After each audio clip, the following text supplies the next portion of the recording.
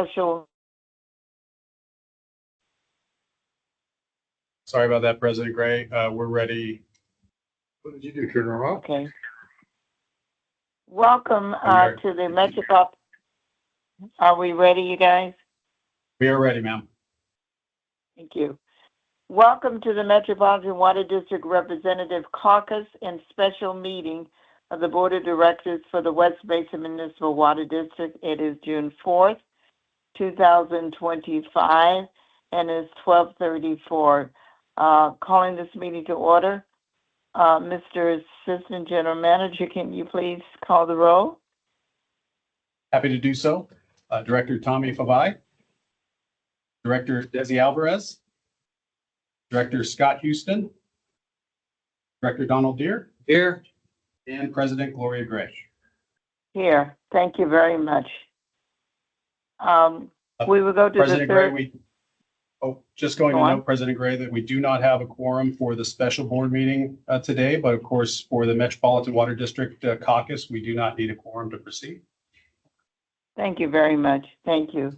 Item 3, public comment. Do we have anyone from the public who wishes to speak? Madam Chairman, we have not received any requests for public comment, though this meeting is being held both in person and virtually. If there is any member of the public that would like to speak, please indicate by raising your hand.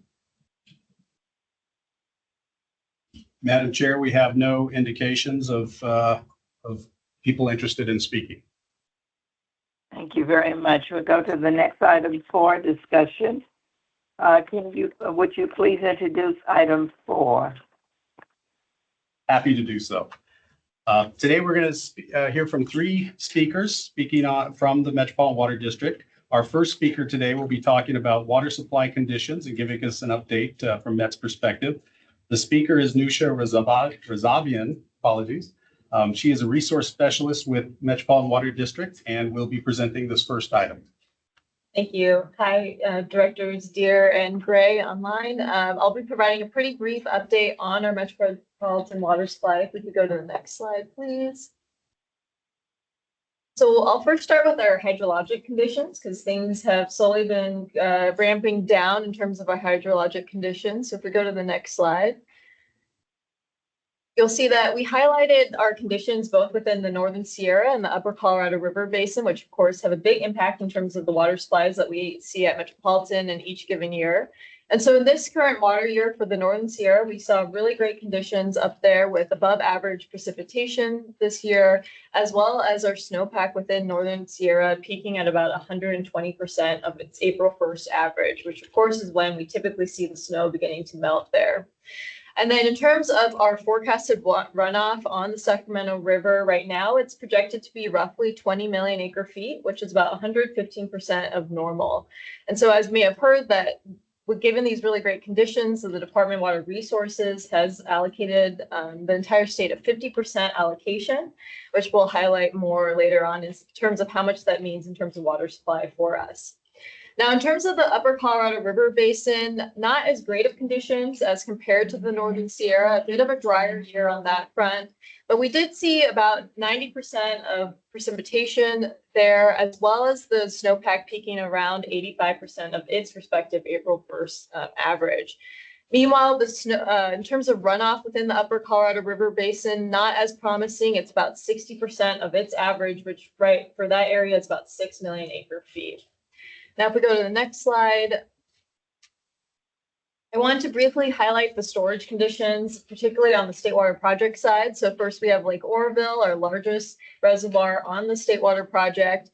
So it has been reaching pretty much full capacity over these past couple of days. So really great conditions there and a really good place to be in as we go into next year as well. So the department is very happy with how that reservoir has turned out. And if we go to the next slide, which is the State Water Project share of San Luis, which is where Metropolitan stores what we call our carryover supplies from one year to the next. So you can see here that it has been going down these last couple months, and that's because we've seen minimum exports at the pumping plants, and that's due to the current regulations that's stipulated on the State Water Project right now for the operations of that reservoir. And since I sent these slides last week, we have seen the exports increase because those regulations have changed as of June 1st. And so conditions are still looking good for that reservoir, and the department is projecting that it will be reaching its storage target at the end of the year, which is a really good place to be as we go into next year and when the department is evaluating what the allocation should be next year as well. So if we can go to the next slide, please. So now we'll go into what this all means in terms of our water supply and demand balance for Metropolitan. So if we go to the next slide, you can see here that with that 50% State Water Project allocation, as well as our current projection on our Colorado River supplies, we're estimating roughly 1.8 million acre feet for Metropolitan this year. And if we can go to the next slide, you'll see that our current demand forecast on Metropolitan is roughly about 1.6 million acre feet. And I really want to highlight some key components of that. So that includes our full service sales, which are our consumptive and replenishment sales. And that currently is projected to be about 1.3 million acre feet. Meanwhile, we're projected to sell about 160,000 acre feet of cyclic sales within our service area, as well as other obligations and losses that we typically account for within that demand number. And so given that roughly 1.8 and 1.6 million acre feet difference that you see here, we have a surplus of around 200,000 acre feet this year, which is a really great spot to be in for us. So if we go to the next slide. We want to briefly highlight what we're doing with those surplus conditions. So as I highlighted on the previous slide, we are able to meet our demands, including our cyclic demands this year. And we're also planning on being able to store in our storage accounts that can be accessible to our State Water Project dependent area. So that includes our supplies that we store within our carryover supplies within San Luis Reservoir. So we're planning to add more there. And we're also planning on delivering more to our partners on the Colorado River supplies to put us in a good position as we go into our post-2026 world, where we'll be facing some cuts on the Colorado River. Now, additionally to that, some new things that we're doing this year is we are currently engaging in some sales of our State Water Project water with agencies outside of our service area, and we will be wrapping up those agreements in the coming weeks. And so that's kind of the highlights of what we'll be doing this year with those really great conditions, but I'm happy to take any questions. Yes, sir. The sales to the outside agencies, is this going to be a continual trend or is that just a temporary thing? So for now, it's just what we're doing this year in order to help with our revenue shortfall and really meet our board's direction to provide different revenue streams this calendar year. Revenue situation. You don't see it as a long range. It could potentially. We are probably going to be evaluating, creating up a framework that could allow us to better have in terms of when would be a best time to sell water or not. But it's a great position for us to have more partners within the Central Valley and different people that we can work with. Our overall water supply will not be affected adversely. No, and as you may recall, we did start this year with a record high amount of storage and are projecting to end the year with even more storage as well. Very good. Thank you. Okay, thank you. Any other questions? We have one question in the room, Madam Chair. Thank you. Please. Usually, I know the last couple of years there was above average kind of snowpack and water conditions on the Colorado River watershed. And then this year kind of went the other direction, was a little bit under average. Is that going to impact Lake Mead over the next kind of year? I know we were able to kind of get out of the more severe shortage a couple of years ago. Are we coming back into where that could come into play again, or what does this year's kind of water conditions mean for that? That's a great question. In terms of the Bureau does what's called the 24-month study. So they kind of project 24 months to see where Mead will be ending. They are seeing it kind of dip into different shortage levels, but ultimately it does also depend on how different agencies are leaving water within the system. So for Metropolitan, if we have more Colorado River supplies coming to us this year because of underuse of water in some of our ag agencies in California, we hope to also add water into Mead as well. So there is that promise that agencies like us will be leaving water there as well. Okay, any other questions? Seeing none, Madam Chair. Well, thank you so much for the presentation. Very much appreciative. I'm gonna go. Can you introduce the next item, please? I'm on a water. Yes, ma'am. Happy to do so. I'm gonna go to the bank. Uh, No, I'm feeling that. You lock the gate before I go. All right. Our next speaker is going to be Elisa Mendez. She's online. She's a principal public affairs representative in community relations with MWD.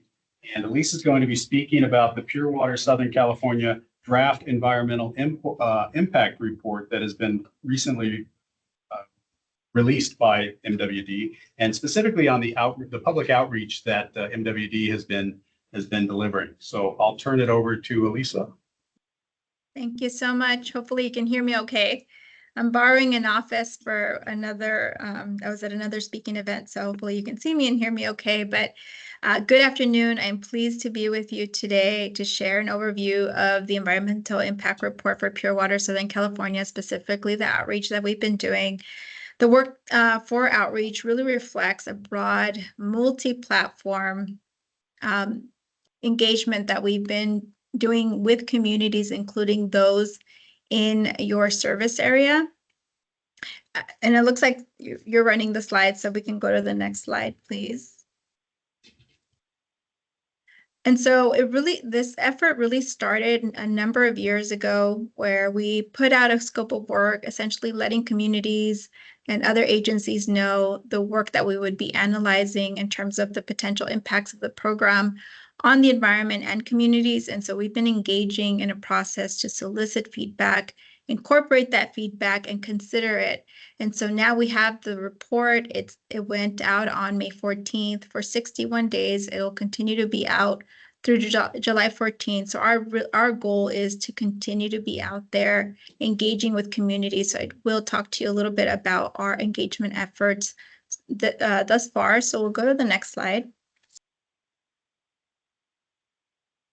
And so again, the draft DIR isn't just a legal requirement. It's really a vital opportunity for the public to understand and weigh in on the program's potential impacts. And so we want to make sure that we're understanding real world conditions and concerns and priorities so that we can incorporate that feedback and deliver a final report to our board of directors in the first quarter of next year.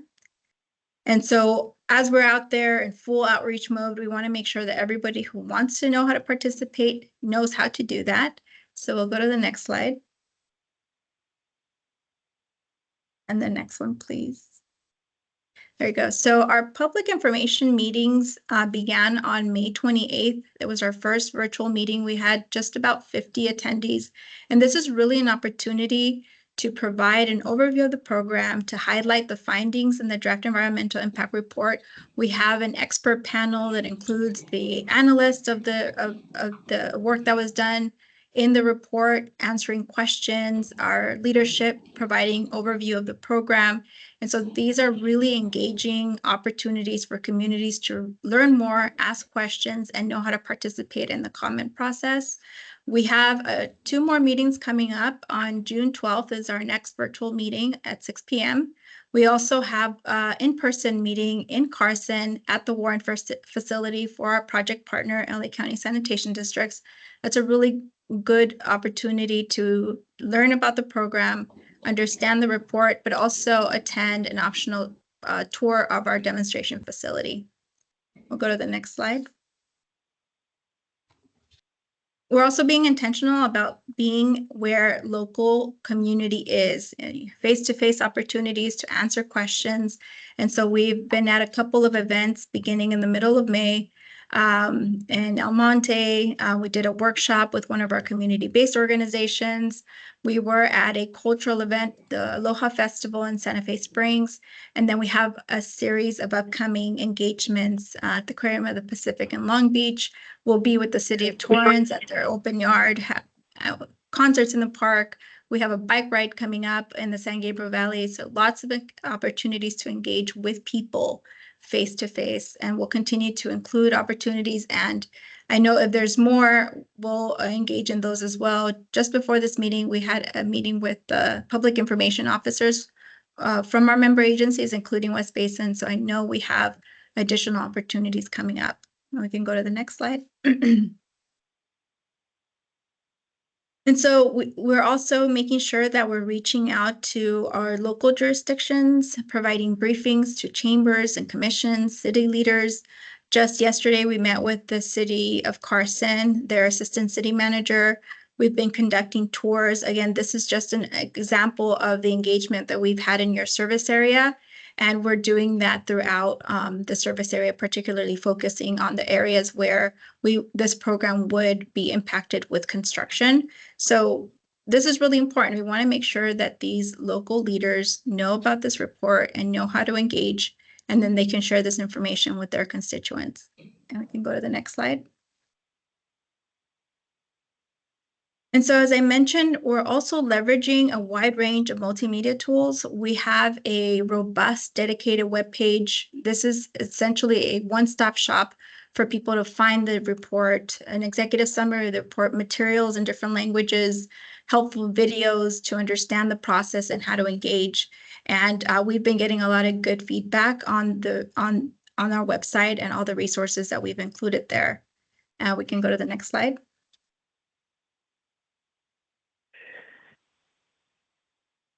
And so we're also pushing out content across social media, digital ads. We really want to expand our reach. We have a social media plan to post consistently. So we've been doing that since we released the report, developing hashtags, helpful 30-second videos so we can share them on Reels, just really have an opportunity to show information in the areas where people are engaging in regularly, whether it's in their inbox, they're getting a newsletter. If they're on social media, they're going to run into this information. We're sharing it with our partners as well. So we really want to make sure that, we're in person, we're engaging, we're reaching out, but also people will find information where they're looking for it. So this is all a part of our effort to ensure that people have access to this information robustly. And then go to the next slide. And so finally, we want to make sure that we have support from our community members, from our partners, in getting this information out there. So we developed a toolkit. We shared that with the public information officers today as well.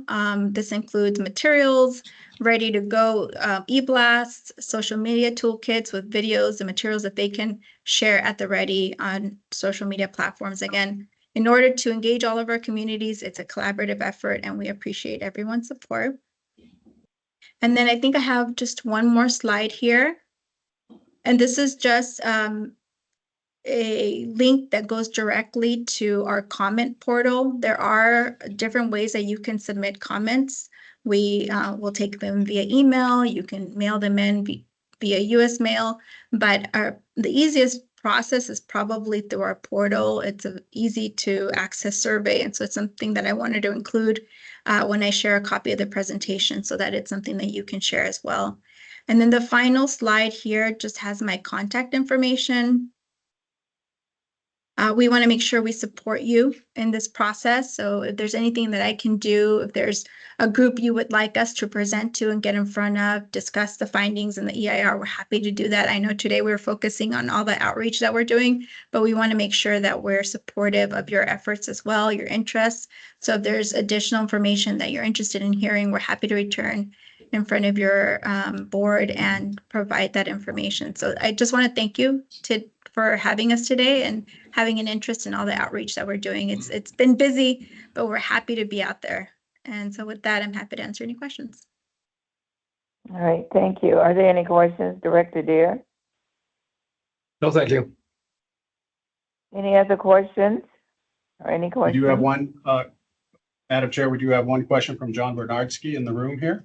Yeah, Director Gray and Director Deere, on behalf of Metropolitan, I just wanted to extend our thanks and gratitude for your strong support for the Pure Water Program. West Basin, along with the Upper District and the San Gabriel Valley, are going to be the two anchor customers for this program. So we think it's really important that we understand your needs and that we're able to address those through our ongoing work activities with your staffs. We're currently in addition to this work that Elisa talked about today, we're working with your teams to develop the term sheets for the program.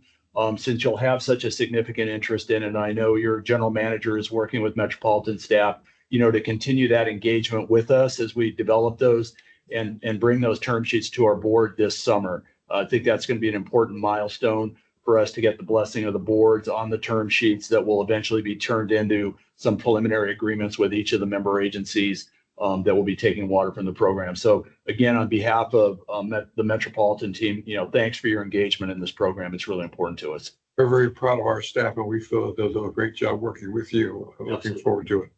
Yeah, thank you. Directors, it's worth also noting that currently staff from our engineering operations and water policy group are reviewing the draft environmental impact document, and West Basin expects to submit some comments based on our review from that before the deadline.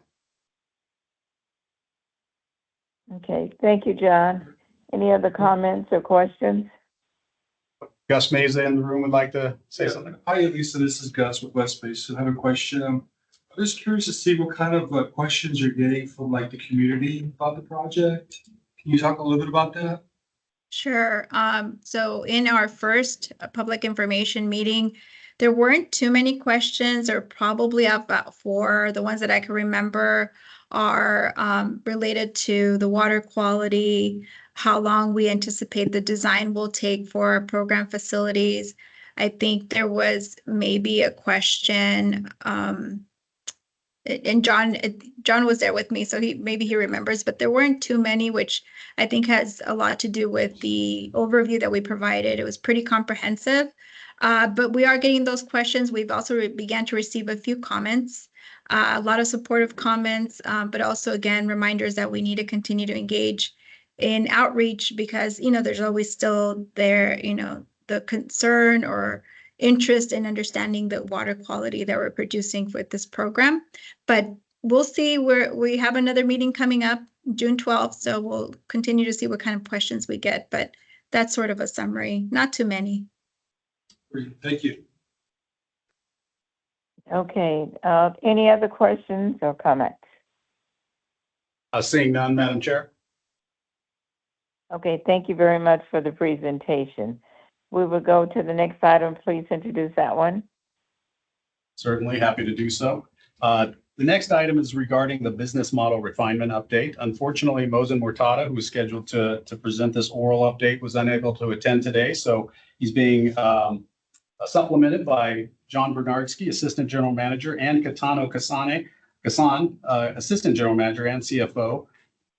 John is here in the room with us, and Kitane is up online. Before they get started, I'd like to just note that this effort of the business model refinement, and specifically the treated water surcharge development, has been a monumental undertaking, not just by MWD staff, board members, but also member agencies, staff, and general management.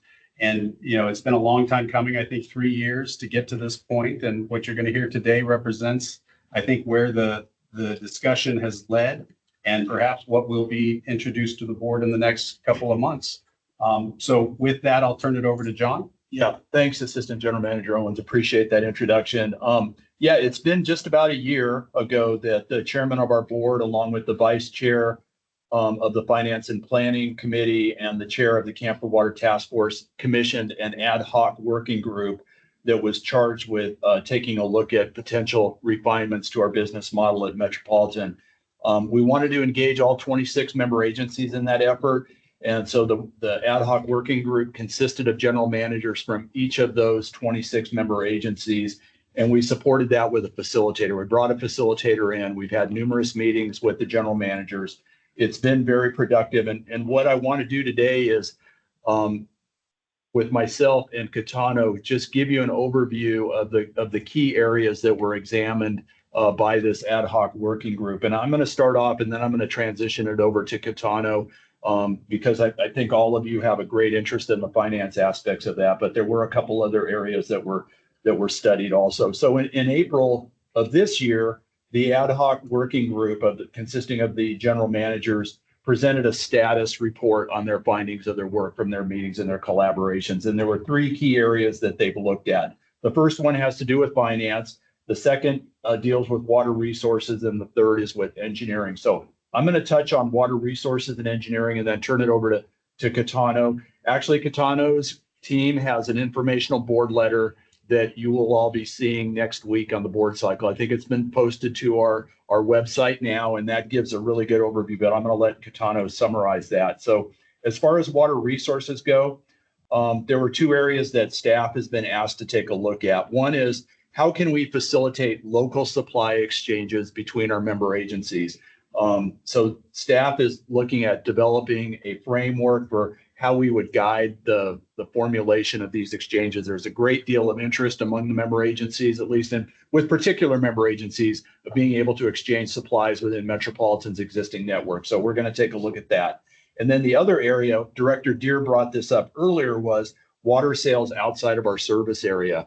Earlier this year, the board approved Metropolitan staff to make water sales in 25 and 26 to support our current budget for the current biennium. So that was kind of like a one-time permission that staff was given.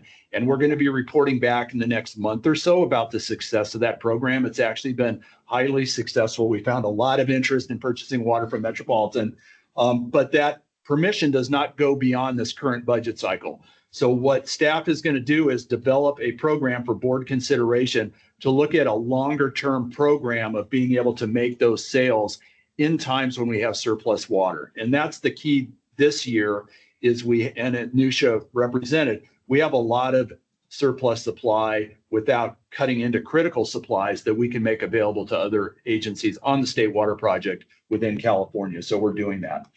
The other area is engineering, and there was a lot of interest in continuing the work on the drought projects related to the state water project dependent areas. So there were some specific assignments that were given to the engineering group to continue on in that work, specifically with some projects related to moving water from the central pool up into the state water project dependent areas on the west side of our system, and then also being able to convey water from east to west, again, to supplement the state water project dependent areas. So the engineering group's working on that. And then there were also a series of studies that had to do with supply reliability and the equity of that reliable distribution of water. And so the engineering group has now begun some studies with the member agencies to take a look at some of these key questions regarding equitable supply reliability, the flexibility of our system to deliver water to different portions, evaluations of a potential storage portfolio above and beyond what we have right now, and then also looking at what is it going to take to make our system and infrastructure more resilient to stressors like drought, to like seismic events and other things like that. So there's a number of planning activities going on there.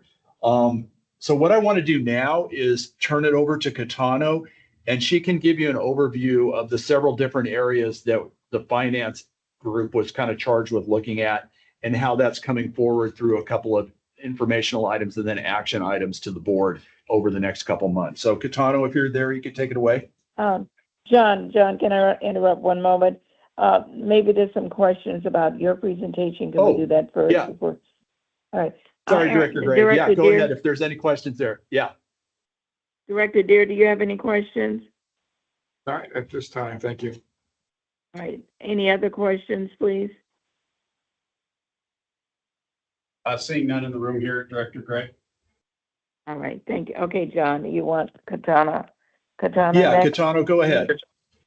Thank Yeah, you. thank you, Director Gray, and thank you, everybody, and good afternoon. So finance was charged to do 3 specific items, and we do have more things that we didn't get to. But specifically, if you all remember during the budget that there was a question about treated water cost recovery, and there were several agencies that were really concerned about the cost of this treated water cost recovery surcharge. So we were tasked from the budget directive to work with the member agencies. And as John said, we were working with all the member agencies. We did over 13 workshops on this particular topic.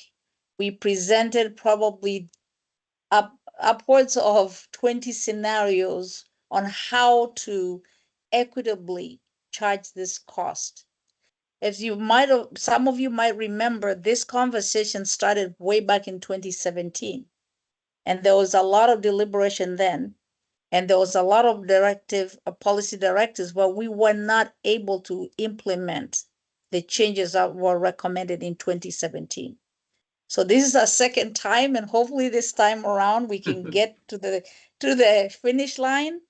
But it is really about cost. People look at their cost. Is it shifting to me? Is it going to not shift to me? So the conversations we had in the scenarios is really to show everybody, one, what are we in Metropolitan doing with treated water?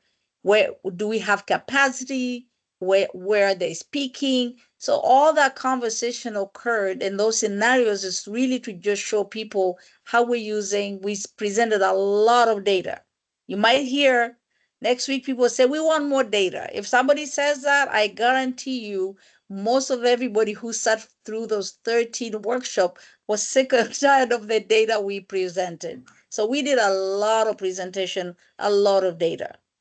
So what we are gonna see next week is after all those scenarios, we ended up with one proposal and was presented that about 18 member agency groups supported. So you know that we're 26 member agencies. We do have, unfortunately, maybe 4 agencies that don't participate in those meetings. We had one agency that doesn't really ever use treated water, so they didn't really want to take a position, but they participated. Then so they wanted to stay neutral. Then you had maybe one agency that didn't support this proposal. So we ended up with one major proposal with a lot of support. I call it majority support, but we have an alternative proposal you're going to see next week that has at least one agency that's strongly supporting it. But we wanted to make sure the board has all the information and be able to understand what was our process to get to where we got to.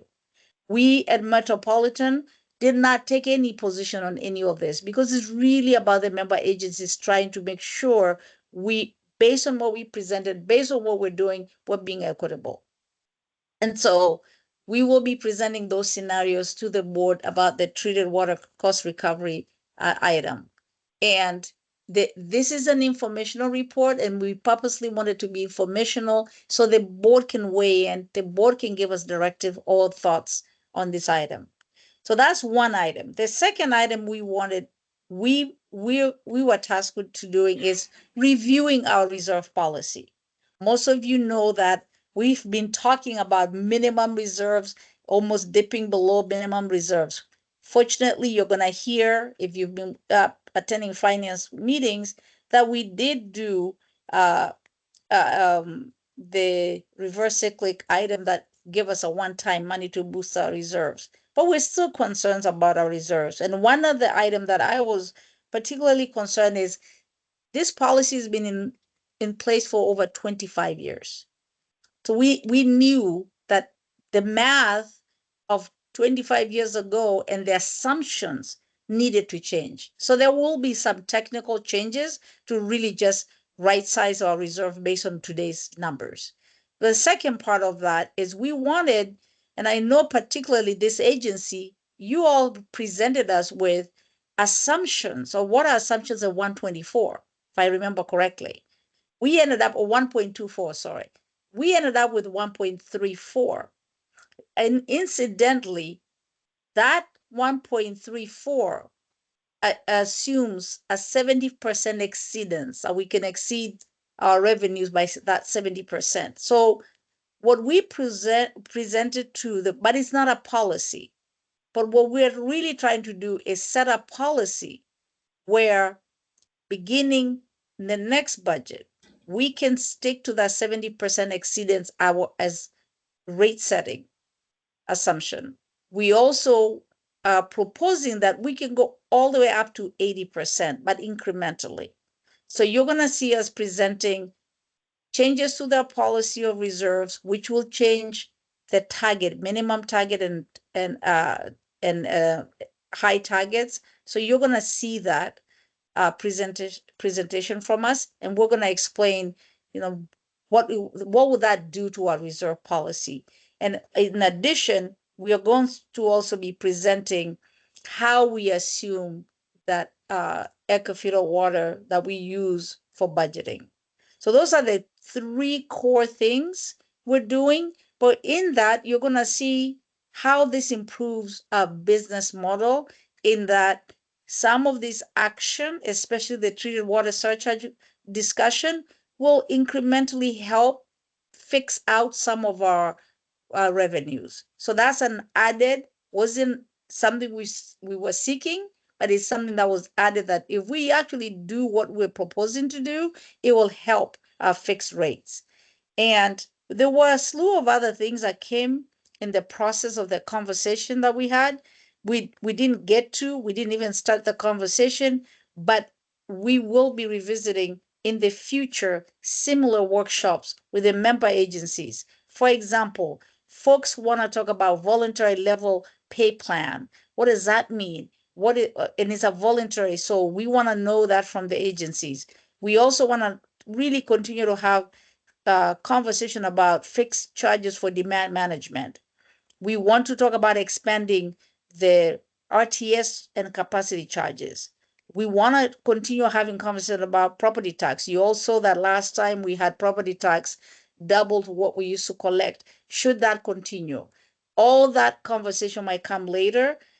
But the things that you are going to see next week are things that we want the board to take action this summer, so those actions will be included as we build our budget. And we've already started that conversation. I will be back to this committee in July to talk about drivers of the budget. So I would love to be able to have some of that conversation in the future to include any action by the board to include in the next budget. And I'll stop there. And if you have any questions, I'm happy to take. Thank you, Katana. Director Dare? Questions?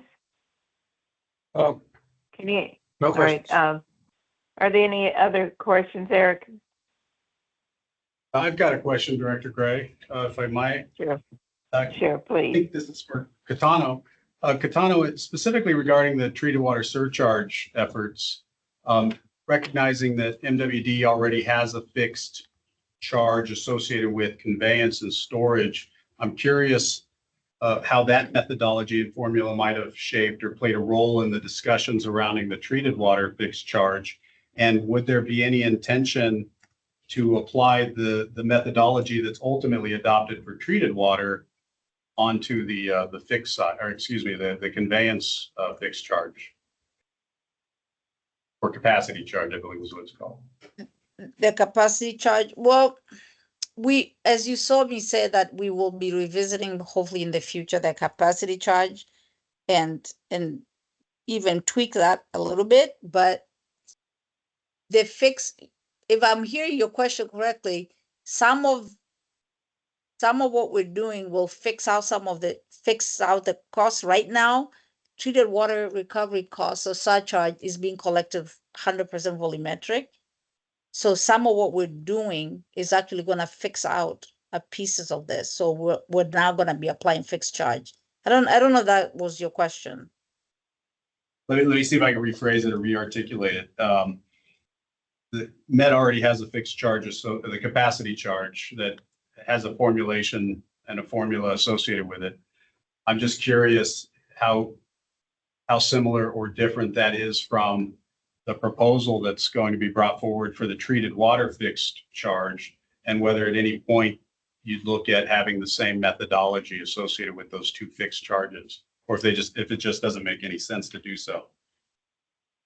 I don't know if, I'm hoping if I understand your question, I don't know that they're exactly the same thing, but I do know that we did say, let me just say, but I do know that we want to keep some of the methodology of how we apply the capacity charge right now, we want to be able to apply similarly to any, as far as language is concerned, we want to be able to continue to apply that to even this new charge.